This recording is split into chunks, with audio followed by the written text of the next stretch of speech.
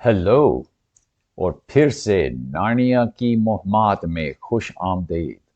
हम पढ़ रहे हैं आखिरी जंग, और आज हम उसका 4 बाब पढ़ेंगे। उस रात को क्या हुआ। बादशाह गिराए जाने से इतना बेकाबू हुआ कि उसको मालूम ही नहीं था कि क्या हो रहा है, जब तक कि उसके बाजू पीछे करके उसकी पीठ चिनार के दरख्त के साथ बांधे जा रहे थे। फिर सिपाहियों ने उसको पांव, कमर और सीने से रस्सा लपेटकर उसको बांध दिया और उसको वहां छोड़ दिया। उसको ज्यादा तंग करने वाली बात, क्योंकि ऐसी हालात में छोटी बातें अक्सर तंग करती हैं, ये थी कि उसके होंठ से खून बह रहा था और वो उस खून को अपने मुंह से हटा नहीं सकता था। जहां वो था, अभी भी उसको अस्तबल और बनमानस दूर से नजर आता था। उसको बनमानस की आवाज आती थी और कभी कभी भीड़ में से कोई जवाब, लेकिन वो उनकी बातें समझ नहीं सकता था। उन्होंने जेवर के साथ क्या किया होगा, उसने सोचा। कुछ देर बाद जानवरों की भीड़ बिखरने लगी। उनमें से कुछ टिरियन के नजदीक से गुजर गए। जब वो उनकी तरफ देखते थे, उनके तासरात कुछ खौफ और कुछ अफसोस के थे। कुछ ही देर में वो सब जा चुके थे और जंगल में खामोशी फैल गई। फिर काफी घंटे गुजर गए और टिरियन को भूख और प्यास बहुत जोर से लगने लगी, और जैसे शाम होने लगी उसको सर्दी भी लगी। उसकी कमर में बहुत दर्द था। मगरिब हुआ और अभी कुछ ही रोशनी रही। जब तकरीबन अंधेरा हो गया था, तब टिरियन को छोटे पांव के चलने की आवाज आई और कुछ छोटे छोटे जानवर उसकी तरफ आते नजर आए। बाईं तरफ 3 चूहिए थीं, बीच में एक खरगोश था और दाईं तरफ 2 जमीनी चूहे थे। जमीनी चूहों के पीठ पर कुछ था जो उनका शक्ल अजीब तरीके से छुपाता था, और टिरियन को फौरी मालूम नहीं हुआ कि कौन सा जानवर है। फिर वो सब उसकी टांगों पर खड़े होने लगे और उसको उनके ठंडे पांव का एहसास हुआ और उनके नाक और चूमने का एहसास। वो उसके घुटनों तक पहुंच सकते थे, क्योंकि नार्निया में बोलने वाले जानवर कदरे लंबे हैं बनिस्बत के हमारे यहाँ के जानवरों के। हमारे बादशाह, हमारे अजीज बादशाह, वो कहने लगे, हमको आपके लिए बहुत अफसोस है। हम आपको खोल नहीं सकते क्योंकि अजलान हमसे नाराज होगा, लेकिन हम आपके लिए कुछ खाना लाए हैं। फिर एक चूहिया उस पर चढ़ गई और सीना बांधने वाली रस्सी पर वो बैठ गई, ताकि उसका मुंह बिल्कुल टिरियन के मुंह के नजदीक था। फिर एक और उसके नीचे उस पर चढ़ गया। बाकी जानवरों ने उनको कुछ देना शुरू किया और उन्होंने आगे टिरियन को खिलाया। पीजिए राजा जी, और फिर खाने की कुव्वत आप में आ जाएगी, ऊपर वाली चूहिया ने कहा। और टिरियन के मुंह पर लकड़ी का प्याला पहुंच गया। वो बहुत छोटा प्याला था और उसने मैं का मजा ही लिया था जब वो खाली था, लेकिन चूहिया ने उसको नीचे करके फिर से उसको भर दिया और टिरियन ने दोबारा उसको खाली किया। इस तरीके से उसकी प्यास बुझाई गई, जो कि ज्यादा मुफीद था, क्योंकि थोड़ा थोड़ा पीकर प्यास खत्म करना एकदम से बहुत ज्यादा पीने से बेहतर है। ये पनीर खाएं राजा जी, चूहिया ने कहा। لیکن زیادہ نہیں کیونکہ آپ کو پیاس دلائے گا۔ اور پنیر کے بعد انہوں نے جو کا کیک کھلایا اور تازہ مکھن اور پھر سے کچھ میں۔ ابھی پانی دینا، چوہیا نے کہا، میں راجا جی کا چہرہ دھوؤں گا، اس پر خون ہے۔ پھر ٹیرین کو ایک چھوٹے اسپنج کا احساس ہوا اور اس کو بہت اچھا لگا۔ میرے چھوٹے دوست، ٹیرین نے کہا، میں اپنی شکر گزاری کیسے دکھاؤں؟ کوئی ضرورت نہیں، کچھ بھی نہیں، چھوٹی آوازوں میں جواب آیا۔ ہم اور کیا کر سکتے ہیں؟ ہم کو کوئی اور بادشاہ کی خواہش نہیں ہے، ہم آپ کے لوگ ہیں۔ اگر صرف بن مانس اور وہ کیلورمین لوگوں کی بات ہوتی تو بے شک ہم جان دینے تک لڑتے تاکہ وہ آپ کو ہاتھ نہ لگائیں۔ سچ میں ہم ایسا کرتے، لیکن ہم ازلان کی مخالفت نہیں کر سکتے ہیں۔ کیا آپ مانتے ہیں کہ سچ میں ازلان ہے؟ بادشاہ نے پوچھا۔ ہاں بالکل، خرگوش نے کہا، وہ پچھلی رات کو استبل میں سے باہر آ گیا تھا، ہم سب نے اس کو دیکھا ہے۔ وہ کیسا تھا؟ بادشاہ نے کہا۔ بہت خوفناک، شیر کی طرح تھا وہ، بے شک، ایک چوہیا نے کہا۔ اور کیا آپ سچ میں مان سکتے ہیں کہ ازلان درخت کی روحیں مروا رہا ہے اور تم لوگوں کو کیلورمین بادشاہ کے غلام بنا رہے ہیں؟ بے شک یہ بہت برا ہے، دوسری چوہیا نے کہا۔ یہ بہت بہتر ہوتا اگر ہم اس سے شروع ہونے سے پہلے مر جاتے، لیکن اس میں شک کی گنجائش نہیں ہے۔ سب کہتے ہیں کہ ازلان کا حکم ہے۔ ہم نے یہ نہیں سوچا کہ ازلان اس طرح کا ہے۔ ہم تو چاہتے تھے کہ وہ نارنیا میں واپس آ جائیں۔ وہ اس بار بہت ناراض ہو کر واپس آیا ہے، پہلی چوہیا نے کہا۔ انجانے میں ہم نے کوئی بہت بڑی غلطی کی ہوگی۔ یقیناً وہ ہماری تربیت کر رہا ہے، لیکن کیا اچھا نہیں ہوتا کہ وہ ہم کو سمجھاتے کہ ہم نے کیا غلطی کی؟ غالباً جو ہم ابھی کر رہے ہیں وہ بھی غلط ہے، خرگوش نے کہا۔ مجھے پرواہ نہیں اگر ہے بھی، زمینی چوہے نے کہا، میں پھر سے کروں گا۔ لیکن دوسروں نے کہا، شش، خاموش رہیں اور ہوشیاری سے کہنا۔ اور پھر ان سب نے کہا، ہم کو بہت افسوس ہے عزیز راجا، لیکن ہم کو اب واپس جانا ہے۔ ہم یہاں پکڑے جاتے تو بہت برا ہوتا۔ بے شک جائیں پیارے جانور، ٹیرین نے کہا۔ اپنی پوری ملکیت کے بدلے میں تم کو خطرہ میں نہیں ڈالنا چاہوں گا۔ شب بخیر، شب بخیر، جانوروں نے مل کر کہا اور اس کے گھٹنوں کو چوما۔ موقع ملا تو ہم ضرور واپس آئیں گے۔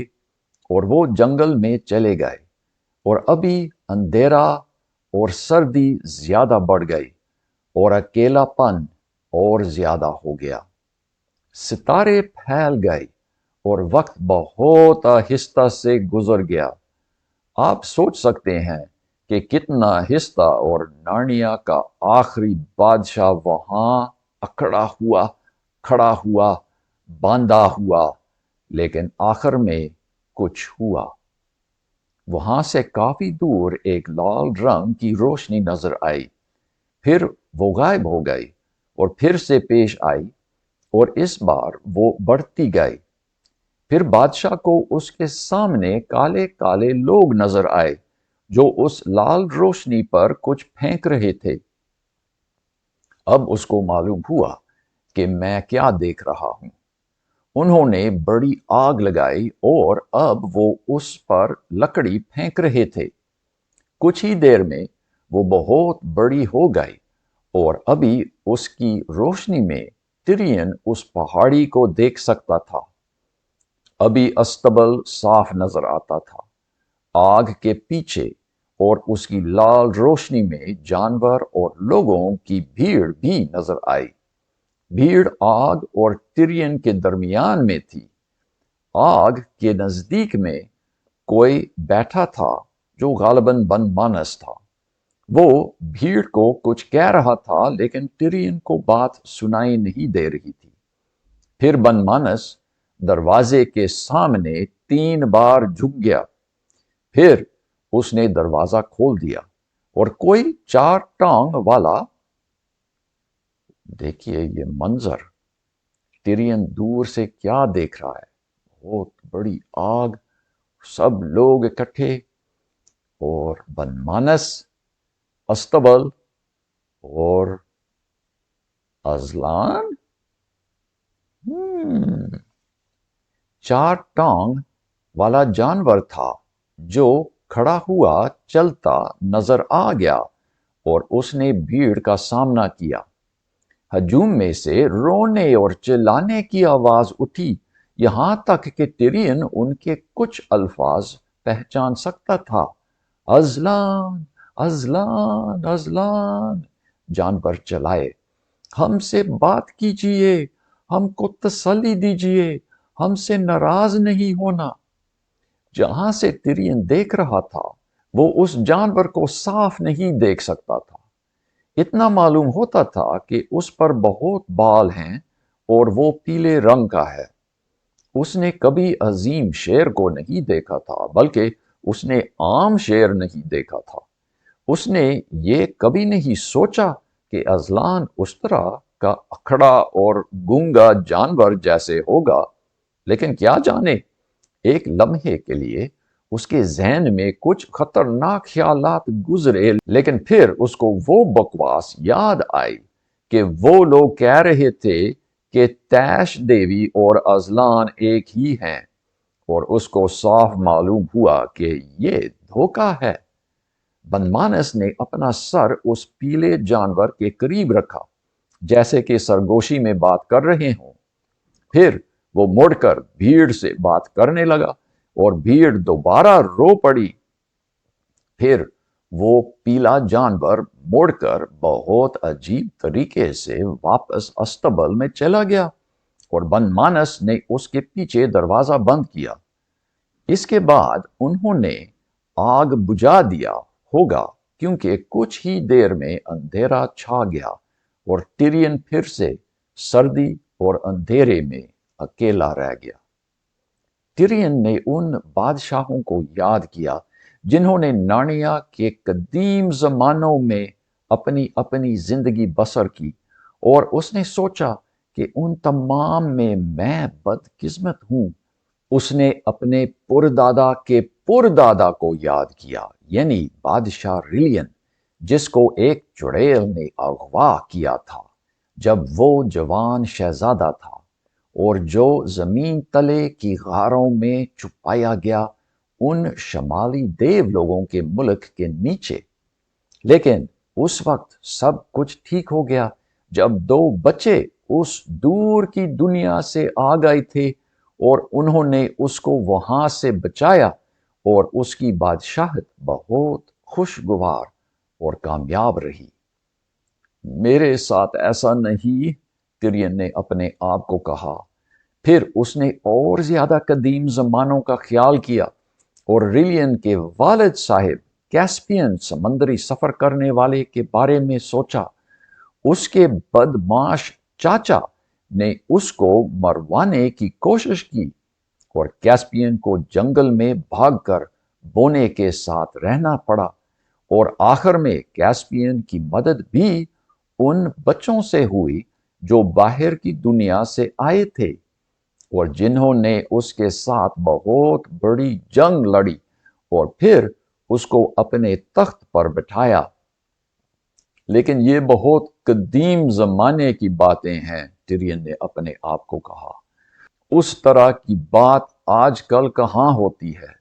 اور پھر اس کو یاد آیا، کیونکہ بچپن سے ہی وہ تواریخ کا شوقین رہا تھا، کہ وہی 4 بچے 1000 سال پہلے نارنیا میں آئے تھے، اور اس وقت انہوں نے شاید سب سے بڑا کام کیا تھا، کیونکہ اس وقت انہوں نے اس سفید چڑیل پر فتح پائی جس نے نارنیا میں 100 سال کی سردی کروائی تھی، اور ان 4 بچوں نے کیر پارویل میں مل کر بادشاہت کی، اور وہ بہت بڑے بادشاہ اور خوبصورت رانیاں رہے، اور ان کا دور نارنیا کا سنہرا دور کہلاتا تھا۔